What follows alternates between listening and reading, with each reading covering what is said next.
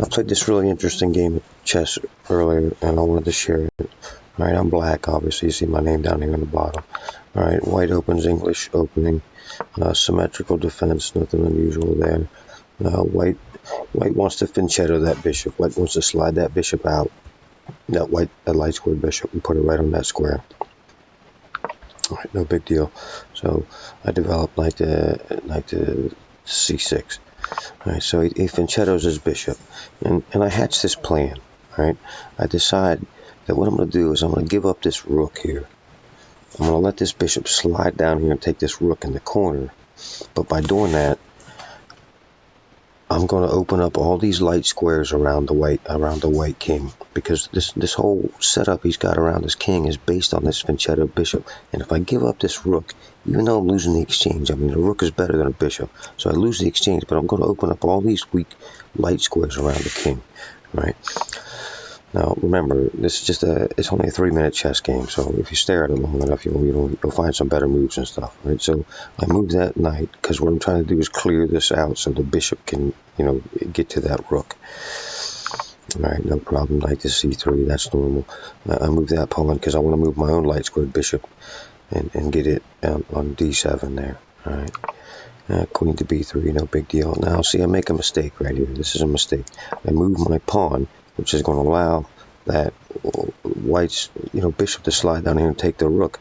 But I made a mistake, I should have moved my bishop first, because now I move that pawn. I'm just giving the rook up for free. I can't retake the bishop, right? Bam, bishop captures rook. Oh, man. But it's chess. I'm not going to give up, right? Anything can happen. So I continue on with my plan. Bishop to d7, the move I should have played a minute ago. All right, white puts his bishop back in place there. I'm really thinking, oh, man, I'm in trouble here. All right, so I continue to develop knight to king, bishop 3.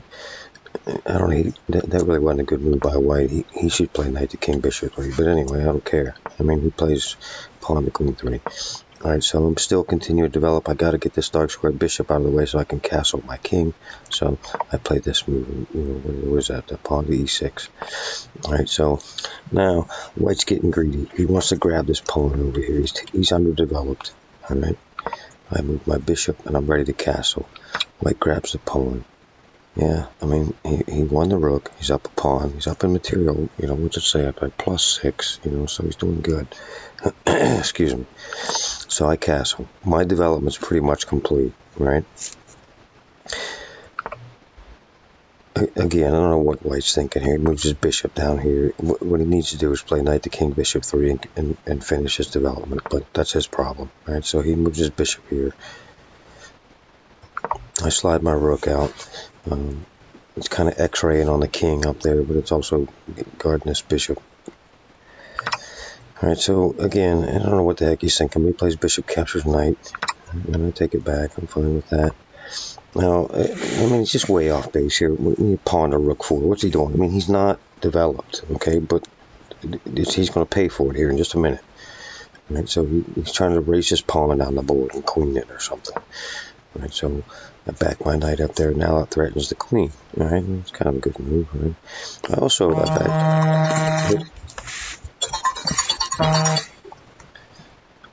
also back this knight up, so now it opens up the bishop, because bishop captures knight right down at the bishop captures knight, check. You'll see that move in a minute. Right, so he uses his bishop to capture my knight. Right, so now my plan's coming together, right? Now the bishop is gone from those squares that I talked about earlier. Right, so he plays knight to bishop 3 finally, knight to king, bishop 3. Alright, so bam, look at this, bam. Right, check. Now he has to retake, and look at this pawn structure. I mean, white's game is just falling apart from a positional standpoint here. Alright, now, bam. Right, I saw this coming. Bam. Bishop captures knight. He's got to retake with the pawn. Look at this pawn structure. It is an absolute shambles. He's not developed. His king is about to be exposed in the center. Things are about to go bad. All right, this move is intense. Boom. Queen to f6. Now that queen is eyeing both of these both of these doubled pawns, right? The queen's looking at f3. You got this pawn up here right in front of it, and you got this pawn off on the diagonal. Queen captures pawn, check. Right, so that's white's move. I don't know what he's thinking. He's just getting greedy. He grabs another pawn. The queen is about to become nothing but a spectator for the action here. All right, boom, right, bam, check. Now the king has to come up off the back rank. If the king just moves away, I'm going to take the rook. So he's got to move up like this so the rooks can protect each other. Now, I'm sensing that the end of the game is near.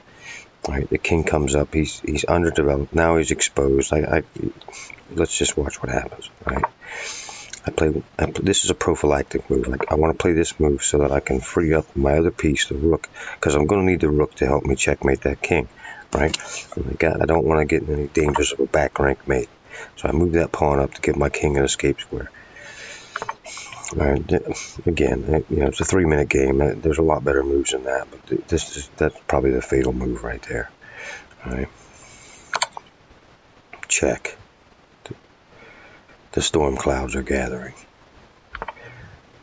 The king's moving towards the center of the board.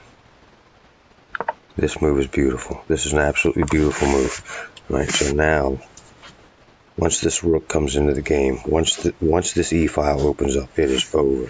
Right, so what white thinks here is, he moves his queen so that it can attack the rook, thinking that if I play pawn captures pawn check, then his queen will take my rook. But what he doesn't realize is, boom, pawn captures pawn. This is a double check. It's a discovered check. The rook checks the king, but also that pawn checks the king. So he can't just play queen captures rook because he's not out of check, right? So he's got to move his king. His king takes the pawn, but I don't care. I know right now that the game is over. I know it's over. Look at this queen, spectator, stuck behind my pawns. He's not coming to the rescue of the king. All right, check. The king's on a run. The hunt begins. Check. Check. Just throwing pieces at the king, knowing he's going to run out of squares. Check. Check. Pushing the pawn. Check. Opening up more lanes. Check. Now, look at this. The rook comes into the game. Whew. Check. King's got nowhere to go. Look at the queen. The queen can do nothing to help the king. Let's check.